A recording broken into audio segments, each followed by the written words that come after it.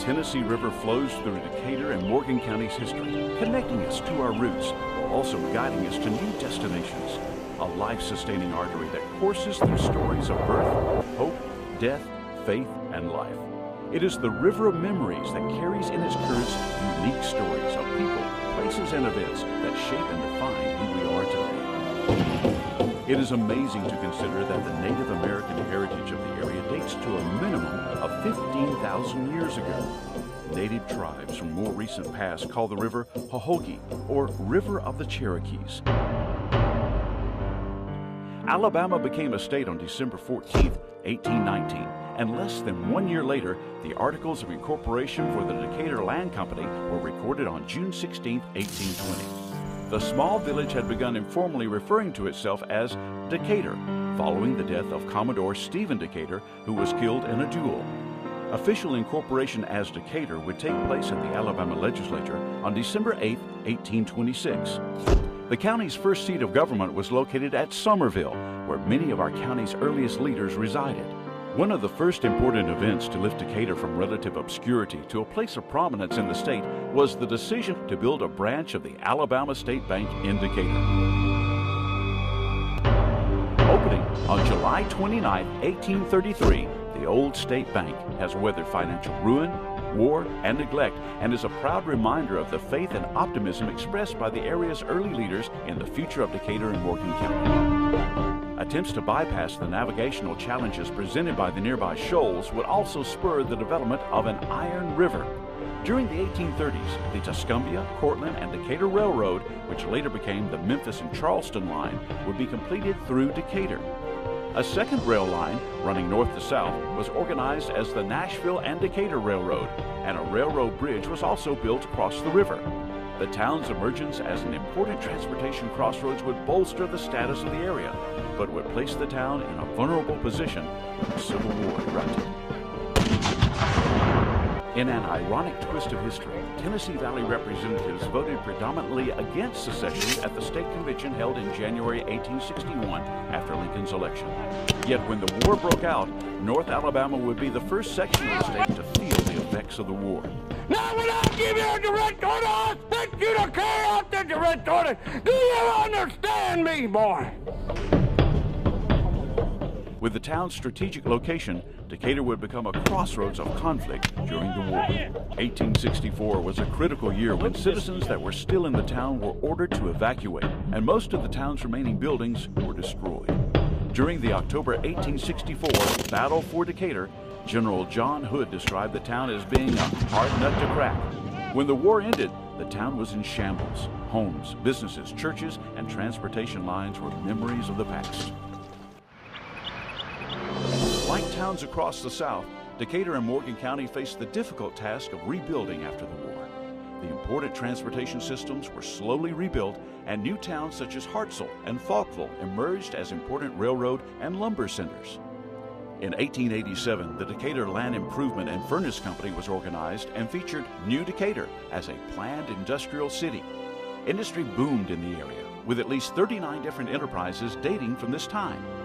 The twin cities of Decatur and New Decatur were actively promoted as the new Chicago of the South.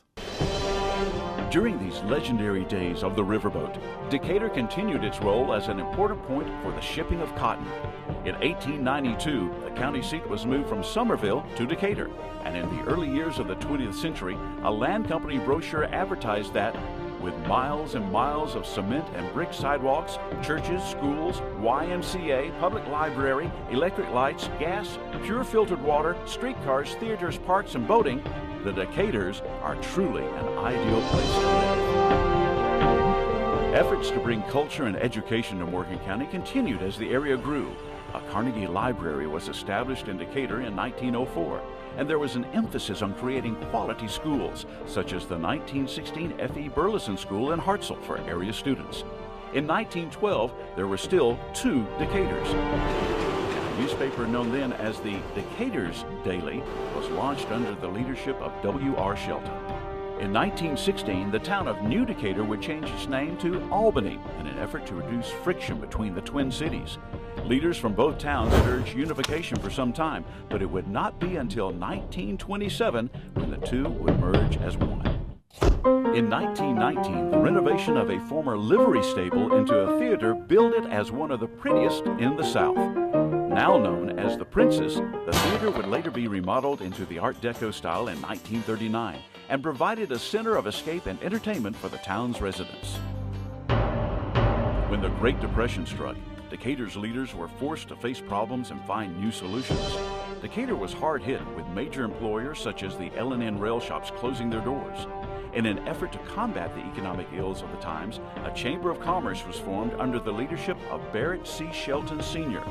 The group worked with the government, particularly the Tennessee Valley Authority, to bring changes to the area and stimulate the local economy. In this turbulent decade, worldwide attention was thrust upon Decatur when the Scottsboro Boys trial was moved to the Morgan County Courthouse. Viewed as one of the most important trials of the 20th century, the trial led to a landmark Supreme Court decision, interpreting that the guarantee of an individual's right to a trial by a jury of one's peers meant that blacks could no longer be excluded from jury duty. A nation called to war would help lift Decatur and America out of the Great Depression. When World War II erupted, Decatur responded to the call, sending troops, training soldiers, and making contributions to the defense efforts. A pioneering welding technique for ships with welded hulls was introduced at Ingalls Shipbuilding Yard.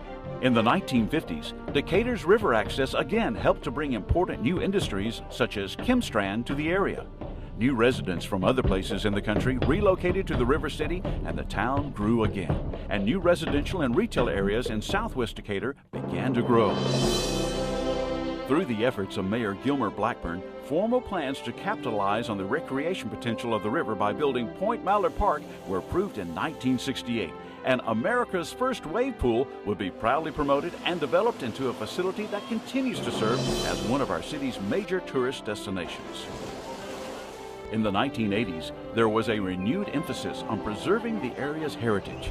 The historic neighborhoods of Old Decatur and Albany, and later the historic downtown districts, would be listed on the National Register of Historic Places. History defines the deepest and most meaning perception of a place. It puts the home in hometown and helps us to recall the main streets of our memories. We float today on a river of memories, a vein of life linking the past, present, and the future. It courses through the memories of our past and the hopes and dreams of our future.